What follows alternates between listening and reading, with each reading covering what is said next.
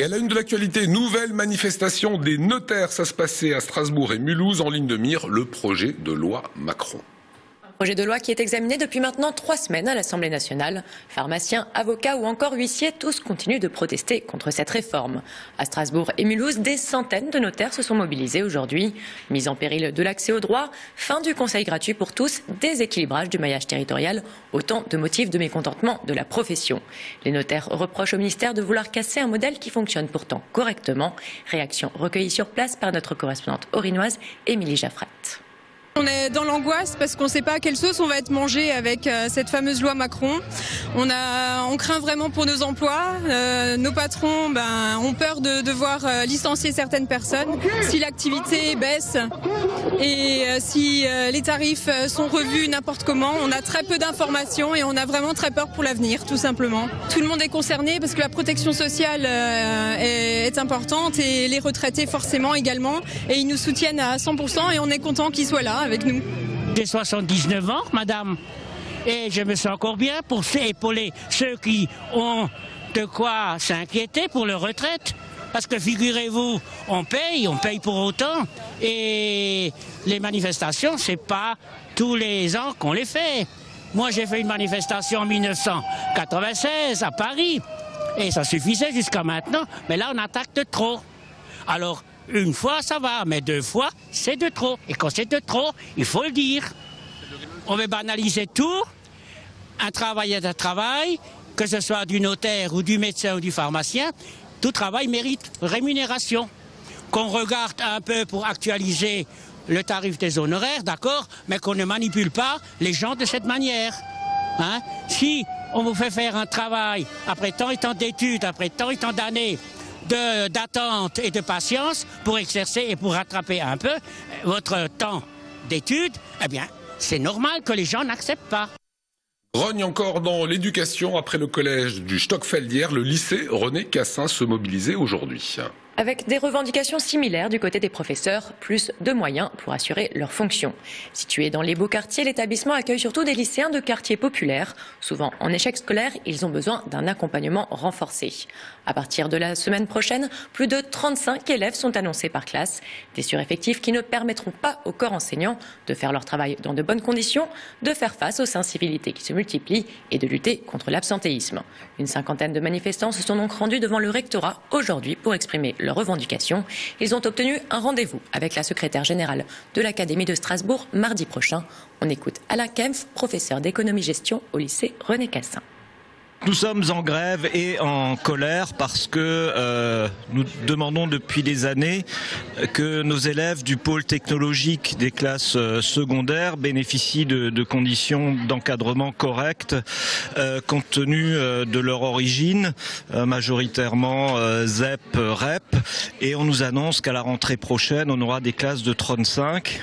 Donc personnellement, je n'enseigne pas dans ces classes, mais je suis témoin des conditions de travail de mes collègues et je fais grève par solidarité avec eux. Ce qui est en danger, c'est effectivement leur éducation, ce sont les taux de réussite et c'est aussi tout l'aspect d'éducation à la citoyenneté. On nous parle énormément de ça en ce moment et on n'a aucun moyen pour le faire. Pensez à ces 400 élèves qui vont travailler dans de mauvaises conditions si on ne fait pas un effort. L'éducation est au cœur des discours, malheureusement avec des moyens qui ne sont pas à la hauteur des prétentions qu'on affiche. Et on respire mal en Alsace. Depuis une semaine, le seuil de recommandation est dépassé. Justement, un colloque avait lieu aujourd'hui sur les interactions entre agriculture et qualité de l'air. Comprendre le phénomène de pollution aux particules, identifier les sources, réduire les émissions néfastes, tels étaient les enjeux de cette réunion. Les principaux acteurs de l'agriculture, de l'environnement et de la surveillance de la pollution atmosphérique étaient présents pour échanger. Si des mesures sont prises par rapport à la pollution de l'eau depuis les années 90, rien n'est encore amorcé pour celle de l'air. Ce premier colloque était donc l'occasion de poser les bases avant d'entrer en action. Les discussions ont duré toute la journée entre les différents intervenants. Le président environnement de la Chambre d'agriculture Alsace nous en dit plus. L'objectif de ce colloque, c'est de comprendre le fonctionnement et les interactions qu'a l'agriculture avec la qualité de l'air. Très souvent, quand on parle de qualité de l'air ou de pollution de l'air, on imagine les camions, le diesel, les problèmes de dioxyde de soufre. Et on se rend compte aussi que l'agriculture a une part dans l'émission de gaz à effet de serre ou de polluants dans l'air. Et donc l'idée, c'était de comprendre quelles sont les interactions, quel est le rôle ou quelles sont les origines agricoles dans cette pollution de l'air, pour aussi permettre après à l'agriculture de répondre aux objectifs réglementaires qu'on lui impose et de trouver des solutions techniques.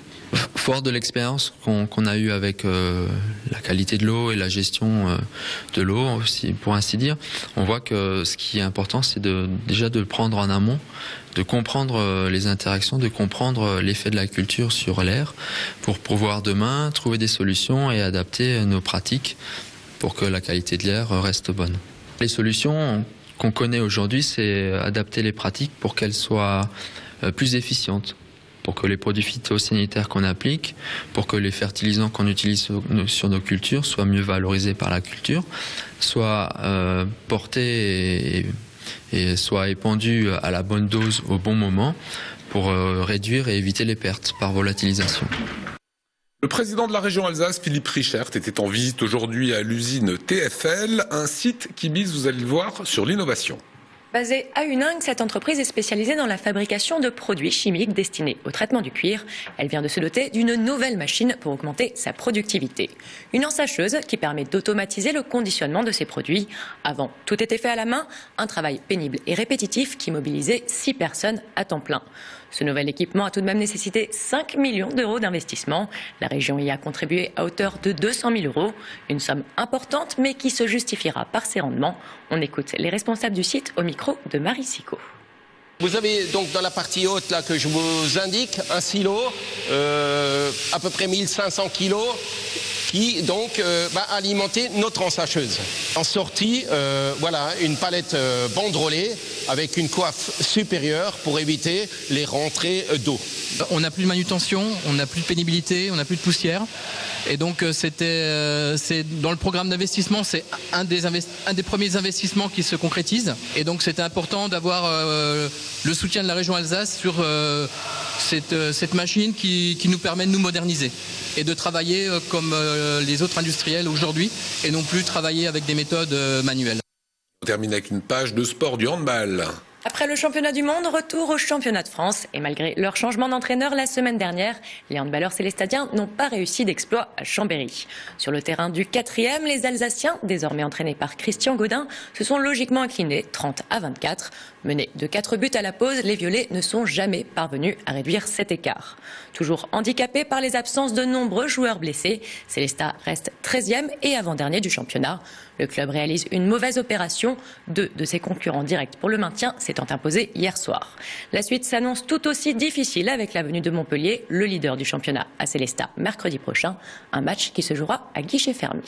Merci Mélodie. On part à Mulhouse pour cette image du jour sélectionnée par Olivienne. Ça, c'est Mulhouse. Et à Mulhouse, la ville se transforme parce que chacun des habitants peut participer à son changement. Et c'est parce que la ville offre la possibilité de... Mulhouse veut changer son image et ce petit clip qui tourne depuis quelques jours semble toucher son but. Il demande aux Mulhoisiens de contribuer à casser une image de ville triste et énumère plusieurs initiatives citoyennes et connectées. Et le maire, lui aussi, voit son image changer. Bon, alors comme Patrick, Mathilde, Fred, Simone, Leïla et Ahmed, participez vous aussi au changement. Voilà, et on retrouvera évidemment cela sur les réseaux sociaux. La météo, et juste après, on parle d'un nouveau défi, une nouvelle aventure pour notre invité, Jean-Georges Klein. C'est après la météo. Embarquez pour une croisière dans la vallée du Rhin romantique. Profitez sans plus attendre de nos offres spéciales sur www.croisieurope.com ou dans votre agence de voyage habituelle.